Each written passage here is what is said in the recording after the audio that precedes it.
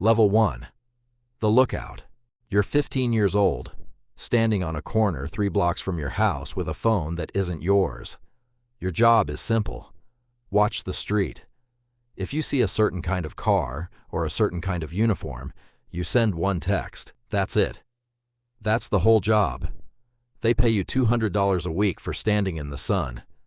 Your mother thinks you're working at your uncle's shop. You haven't corrected her. The man who recruited you is maybe 19, drives a car that's nicer than anything on your street, and calls you little brother in a way that makes your chest feel warm, even though you know it means nothing. You don't ask where the money comes from. You already know. Everyone on the block already knows.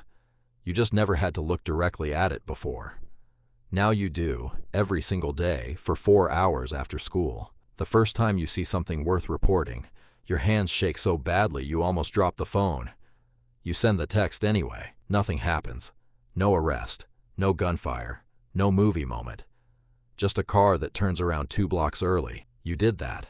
You feel something you don't have a name for yet. It isn't pride, exactly. It's closer to belonging. Level 2. The mule. You're 17 now.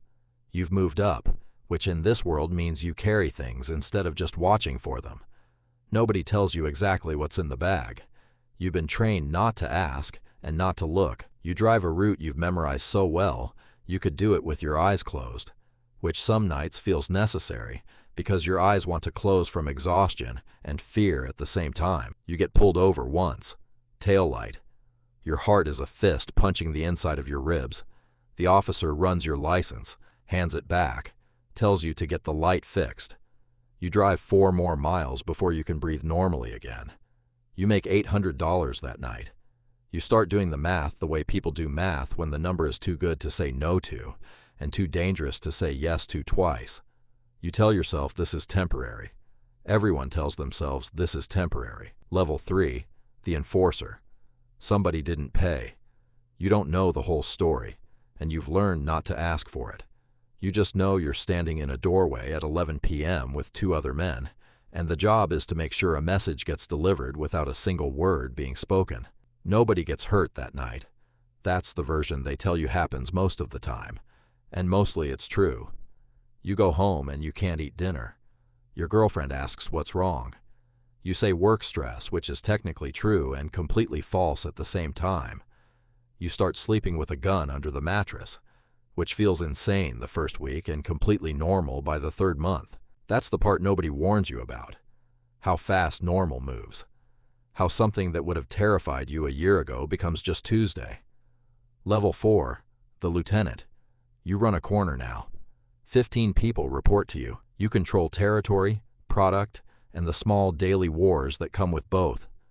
You make more money in a month than your father made in a year working construction. You buy your mother a house and tell her the money's from a trucking business. She doesn't ask follow-up questions, because some part of her doesn't want the real answer. You start carrying 2 phones. One for the version of your life your family knows about. One for the version that pays for the house. Living 2 lives at once is exhausting in a way that has nothing to do with physical labor. You're tired in your bones by 30, even though you're only 24. A rival group tests your territory. You handle it. You don't sleep for 3 days afterward, replaying every decision, wondering if you made the right calls or just got lucky. In this business, those 2 things look identical from the outside and feel completely different on the inside. Level 5, the plaza boss. You control an entire region now. Product moves through your territory, whether you touch it directly or not. You have accountants, actual accountants, with actual degrees, laundering money through actual businesses, car washes, restaurants, a small chain of laundromats that somehow always turns a profit, even on slow weeks. You live behind walls now, literally. Cameras on every corner of a property you rarely leave except for meetings that matter. You trust maybe 4 people completely. You pay 40 more to make sure they never have a reason to become a 5th kind of problem. The money stopped feeling like money a while ago. It's just numbers that determine how much protection you can afford, how many people are loyal enough to die for you, and how many are just loyal enough to smile at you. You've started confusing the 2, which is the most dangerous mistake at this level. Level 6, the regional commander. You coordinate with 3 plazas now, which means 3 sets of loyalties, 3 sets of enemies, and 3 times the ways this can end badly. A war starts with a rival organization over territory you inherited rather than built. It lasts 8 months. You lose people you've known for a decade. You attend funerals where nobody says the real cause of death out loud, where mothers hold photographs and everyone in the room knows exactly what happened and nobody will ever say it in a courtroom. You stop going to certain restaurants. You stop taking certain roads. You move your family twice in 1 year. Your kids ask why they had to change schools again. You tell them it's for your job, which is the truest lie you've ever told. Level 7, the shot caller. You answer to almost no one now. You make the decisions that ripple down through 1,000 people you'll never meet. A trafficking route gets intercepted. $40 million gone in a single afternoon, and you have to decide who's responsible before someone decides it's you. You order an investigation. The investigation finds an answer. You're never fully sure if it's the true answer, or just the answer that was safest for everyone involved to agree on. You've stopped being able to tell the difference between justice and convenience. That line disappeared somewhere around level 5, and you didn't notice it happening until it was already gone. Level 8, the target. The DEA has a file on you now, thick enough that agents joke it needs its own filing cabinet. You know because you have people who tell you these things, people paid specifically to know things before they become official. You move houses every few months. You stop using your real name on anything. Your children go to school under different last names, and they're old enough now to understand why, which is its own kind of tragedy. A man you trusted for 12 years gets arrested and starts talking within 48 hours. You find out through a phone call that lasts 11 seconds. Everything after that call is triage. Who else might talk? Who needs to disappear? Who needs to be dealt with before they become the next call you receive? You haven't slept through a full night in 4 years.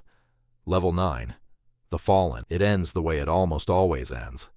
Not in a shootout, not in some final dramatic stand. In a hotel room at 5 a.m., federal agents at the door, and a silence so complete you can hear your own heartbeat. You spend the next 2 years in pretrial detention, before the trial even starts. Your lawyer negotiates. You cooperate, because cooperation is the only currency left that means anything. You testify against men who once called you brother. Some of them will never forgive you. Some of them are dead before the trial ends, and you don't know if that's connected to your testimony or not, and you'll spend the rest of your life not fully knowing. Level 10, the ghost. You're in a witness protection program now, in a small town with a name you didn't choose, doing a job that pays $14 an hour. Nobody here knows what you used to be. You mow your lawn on Saturdays. You wave at neighbors who have no idea they're waving at a man who once controlled entire smuggling routes worth more than their entire town's annual budget. Your children, grown now, call you under names that aren't the ones you gave them at birth. You talk to your mother twice a year through channels designed to keep you both safe. You think about the 15-year-old on the corner sometimes, the one with the borrowed phone and the shaking hands, and you wonder if you could go back and warn him. You wonder if he'd listen. You already know he wouldn't. The cycle continues.